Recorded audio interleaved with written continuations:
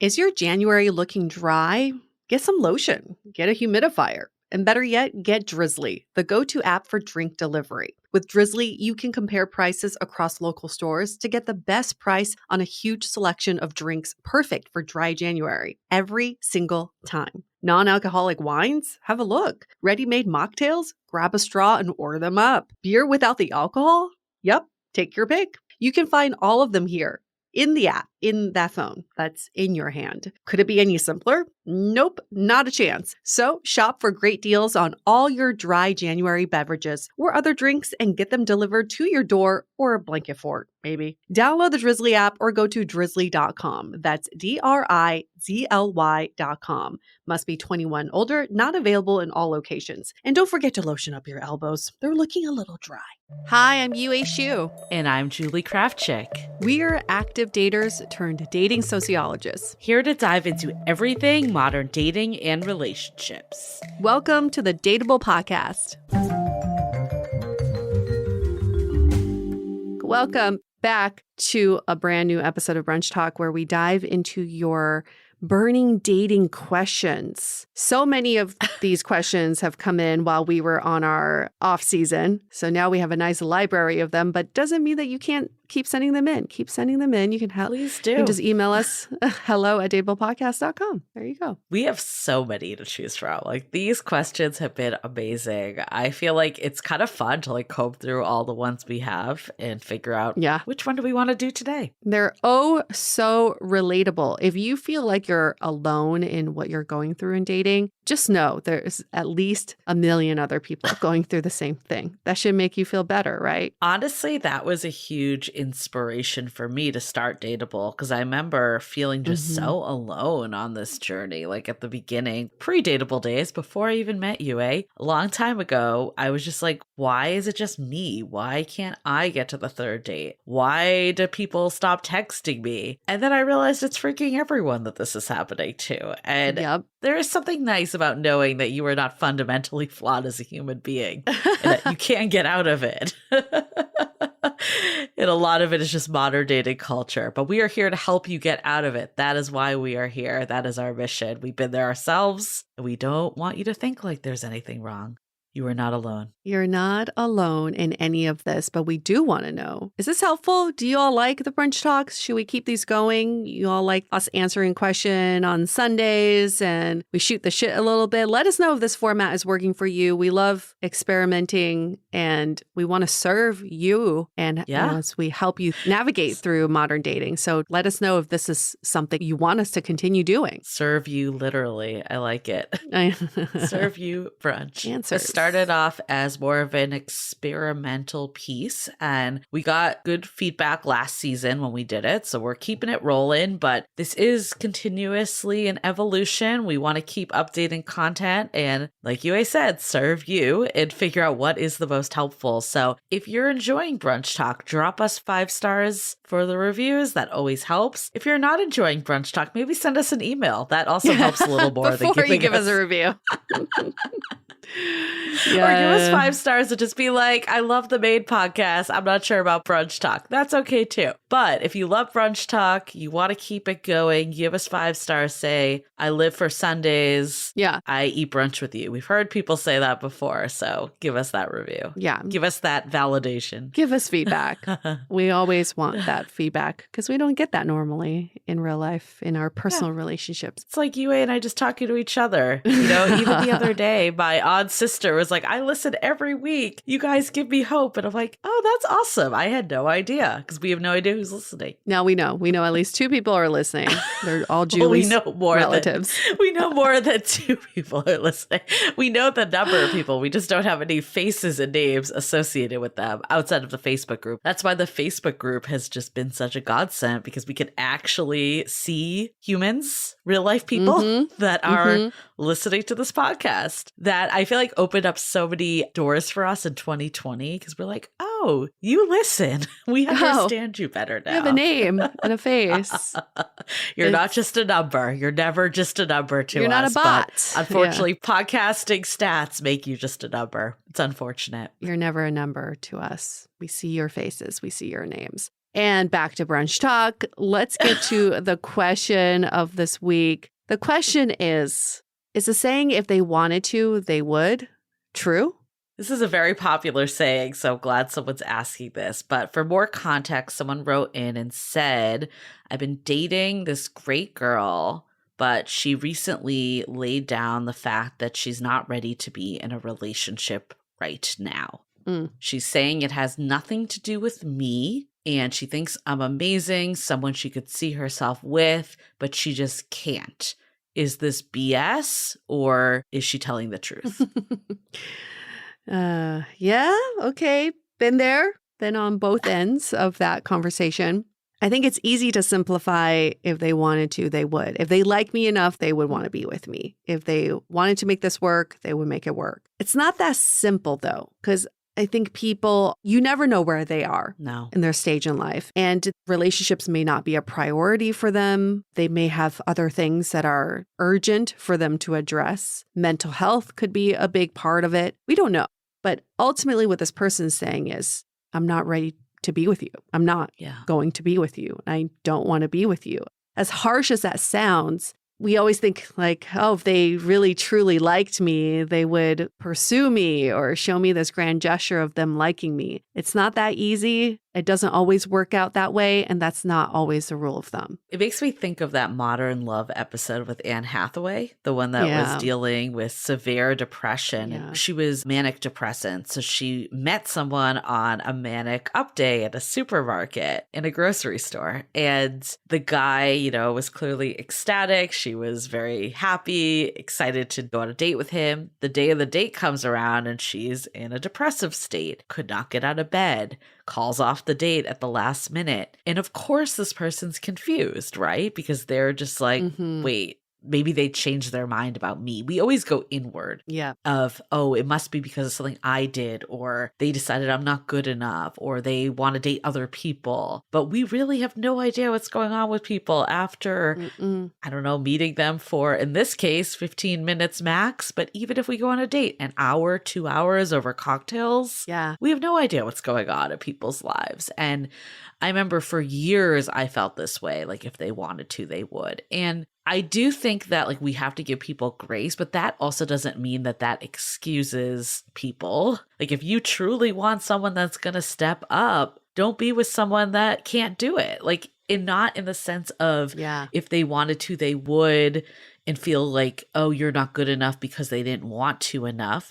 But there's someone out there that wants to, that will step up. And maybe it's because that they're in the place to step up. But regardless, it almost doesn't matter what the reason is. You just want someone that's aligned with what you want. Intention doesn't always translate to action. No. Someone could want to be there for you. Someone could want to be in a relationship with you. But if they don't take the action of meeting you there, then what's the point? You're not getting the benefit of the intention. No. We can't rely just on intention alone. But if someone doesn't do these things, doesn't mean that they didn't intend to. We have to understand that. Shift our expectations to know that people still may intend wholeheartedly to be there for you and be with you. They just can't do it. So that just means it's not that if they wanted to, they would. It's that if they were capable of doing it, they would. I mean, it reminds me of my experience with my ex of 5 years, on again, off again. I really believe his intention was that he loved me and wanted to be with me. I don't doubt that intention. But like clockwork, we would be together. He couldn't do it because of mental health, other stuff that was happening in his life. We'd break up, and then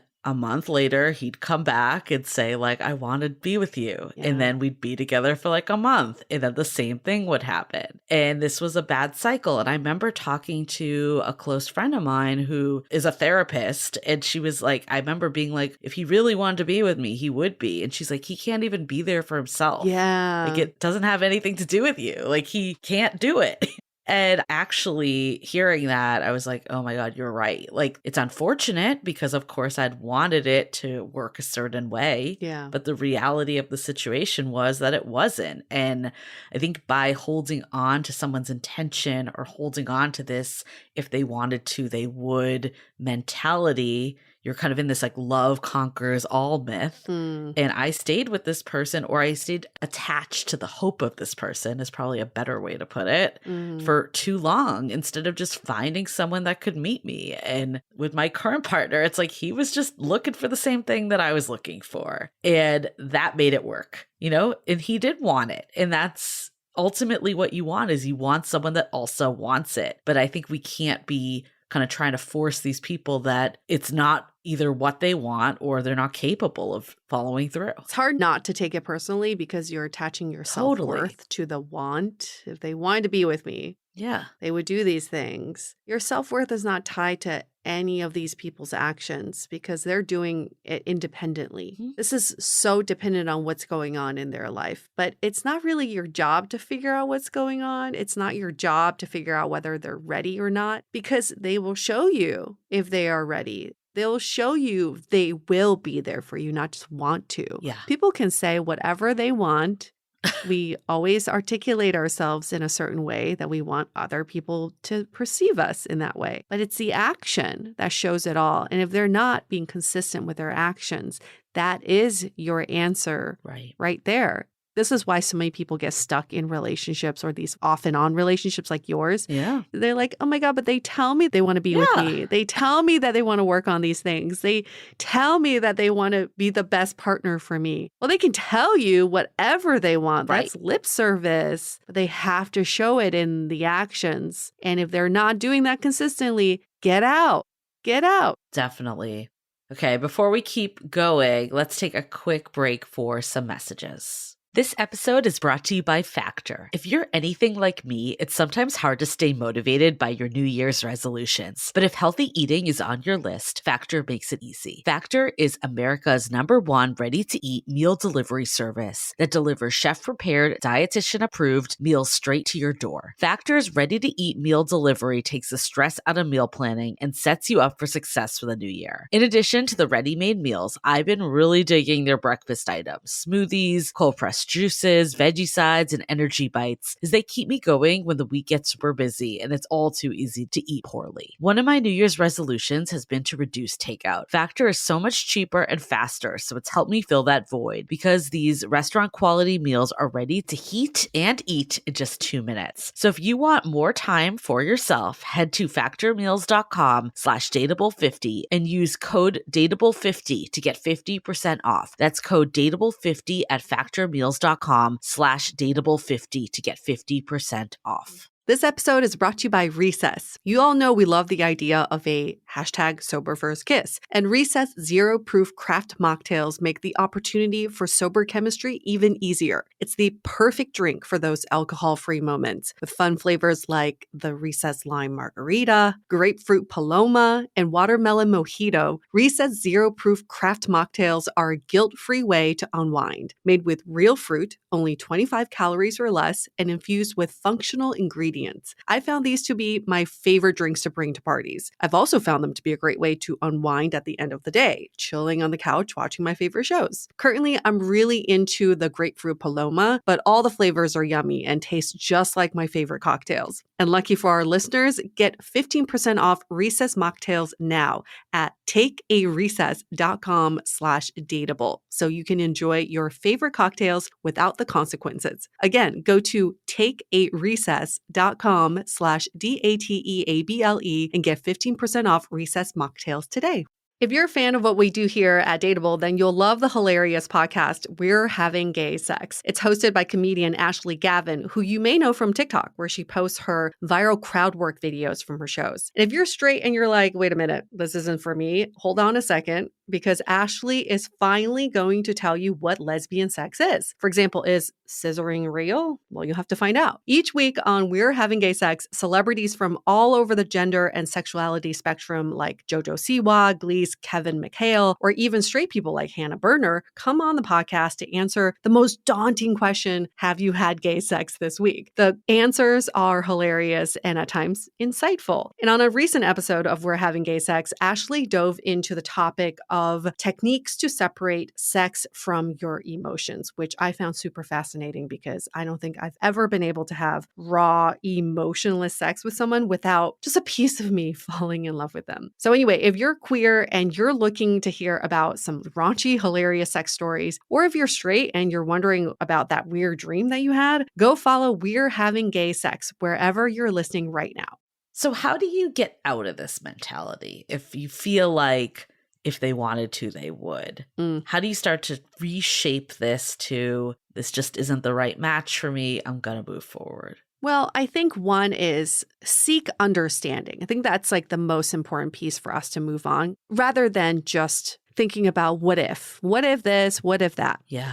So one is we always have to separate the intention from the impact. You can go to this person who's telling you this and say, I hear your intention. The impact on me is negative. So can you explain why the intention is not translating to the impact for me? Seeking understanding will help you go deeper in why this person cannot step up or cannot show you the actions that they want to. And hopefully it'll clarify for them as well why they're not able to meet your needs. No, I like that a lot. The separate intention from impact. That's really key. You can have all the intentions in the world. It doesn't matter. But I do think getting closure is important too. And there might be some situations you never get closure and you never know what was really going on for them, especially if you only went out once, right? Like you might not know that they have some major mental health issue going on or whatever else they don't want to share at that time. And honestly, at that point, it's not necessarily on them to share if you barely know them. Right. But I think if you do have more of an established relationship, looking at it more objectively can help, and looking at it like, okay, for me personally, like one of the things that was important was, okay, does my next partner, are they happy with their life? Like that has nothing to do with me, right? So it's something though that I took away from this experience that it became difficult to date someone that wasn't.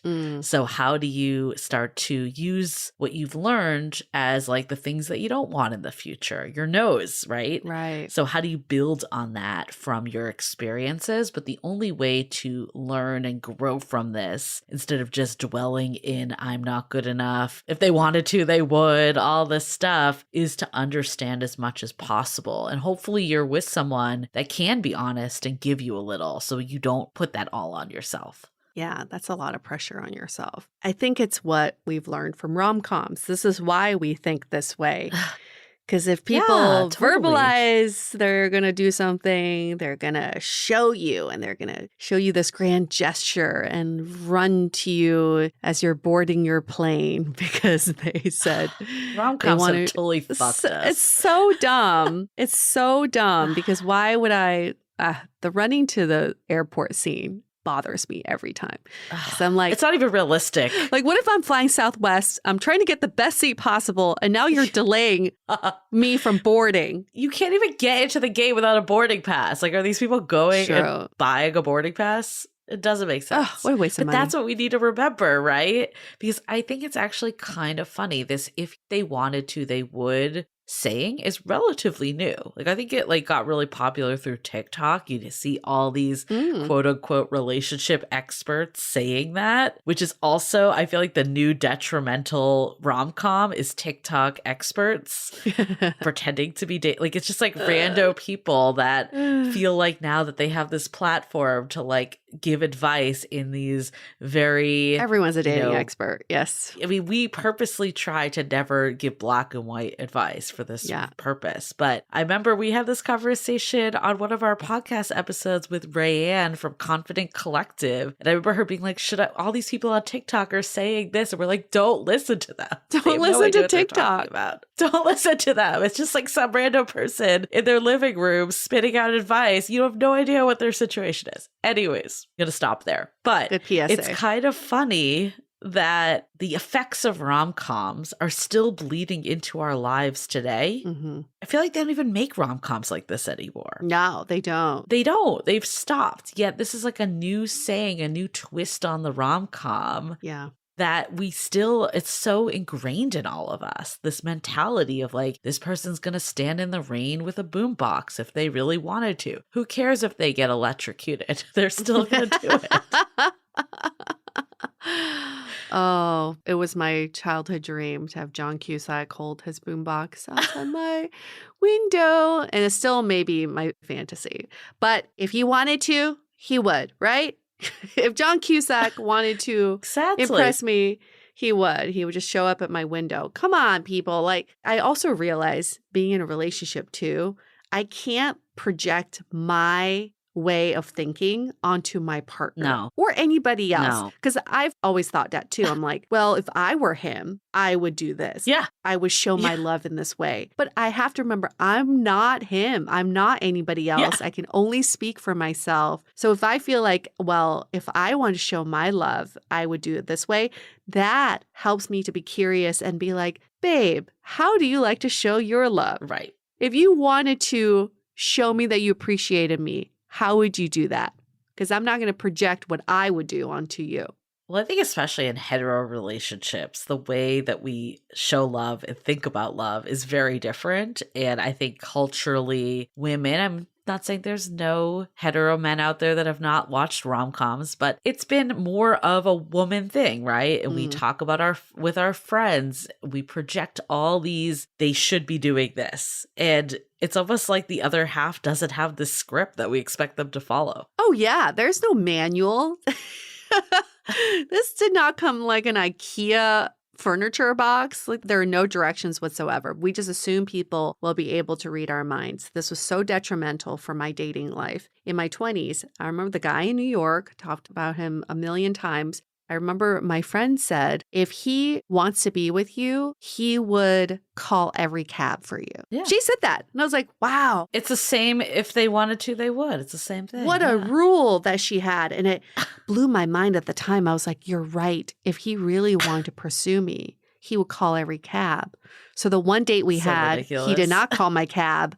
I got so mad at him. It's oh my God. Well, if you really liked me and respected me, you would have called my cab. And he's like, says who? Says my friend. So dumb when you think about it. But okay, we don't mean to say this. If you were in the place that you're holding on to this, UA and I had to spend 7 years on learning this. Yes. I listened back to one of our very early episodes. It might have been episode 1 that we did. And we basically asked this question of the guy that we were talking to. Kurt. We're like, yeah, we had this whole thing. Like, why aren't you standing with the boombox professing your love? And, you know, we had this expectation, like, if you wanted to, you would. It's taken us a long time to unlearn and to get to the root of where some of this stuff is coming from. So if you're still struggling, you still have that creeping thought that comes in, listen to this episode again, take a deep breath. It's going to be okay. We're so much more woke now. Thank God. We were just dumb. I don't even know if woke is the right word, but I don't know. Sometimes I can't listen back to some of the early ones because it's just so cringy. Oh, It shows how far we've come, that's for sure. yeah. Well, dating is a whole learning experience, but we've said this time and time again. We are not mind readers. We can't expect other people to be mind readers. We cannot expect other people to follow our invisible rules that we've set out of nowhere. Nope. And we don't even communicate it. We can't expect other people to know our needs just because they know us or they like us. None of this comes with the territory. All of this needs to be communicated. Otherwise, it's not out there in the universe for anybody to understand. We are all individuals that come with our individual life experiences, our own expectations, our own school of thought, our own ways of being brought up. So how can we expect a mere stranger, even if you've been with them for 5, 6, 10 years, that's still a mere stranger relative to your lifetime, to understand what you expect them to do or expect them to not to do? Yeah. What a thought. We're not magicians here. We are not. Well, I'm glad that we had this question come in because I think this is, like we said, it's something that comes up a lot. It's the new hot phrase. If they wanted to, they would, but it's actually not the new hot phrase because it's been going on forever. It's just reworded and new in that regard. But it's this detrimental way of thinking. So find someone that wants to. We're not saying don't, but also don't feel bad if someone doesn't want to. There's probably more going on, or they just weren't the right fit. Or they weren't the right fit. I like to think that way. They're just making way for the right person. Exactly. I mean, we say it all the time. You can't be everyone's cup of tea. So maybe they got something else going on. Maybe they just didn't like you. And that's okay. Like, that's okay. Yep. We need to be okay with not every person falling in love with us, even if we feel like we had a magical time with them. It doesn't mean that they did necessarily. And at the end of the day, you want to find someone that is in it with you. That's all there is. That's what keeps things going, is having two people that are in it. I feel like I had so many relationships where I was the one that was holding it all together. Mm-hmm. And I decided I was done with that. And ta-da! In comes the right person for you. Yeah. Exactly. Thanks for this question. Everybody else, send in your questions. These just get better and better. You can email us, hello@dateablepodcast.com, or DM us on Instagram @dateablepodcast is the handle. We appreciate those questions. And while you're at it, because you'll be on the internet anyway, you can just go to Apple Podcasts and give us a 5-star review. That way you can hit it all in once, send us a question and give us a review at the same time. Feel really productive in what you did. You did a good thing. Good dating karma coming for you. Yeah. Okay. Well, we'll see you next week for another episode of Brunch Talk. Adios. The Dateable Podcast is part of the Frolic Media Network. Find more podcasts you'll love at frolic.media/podcasts. You can follow us on Instagram @Dateable Podcast and visit dateablepodcast.com for access to all the episodes and our premium programs. Also, make sure to subscribe today if you haven't already on Apple Podcasts, Spotify, or your favorite podcast platform, so you are the first to get all the latest episodes. And most importantly, stay dateable.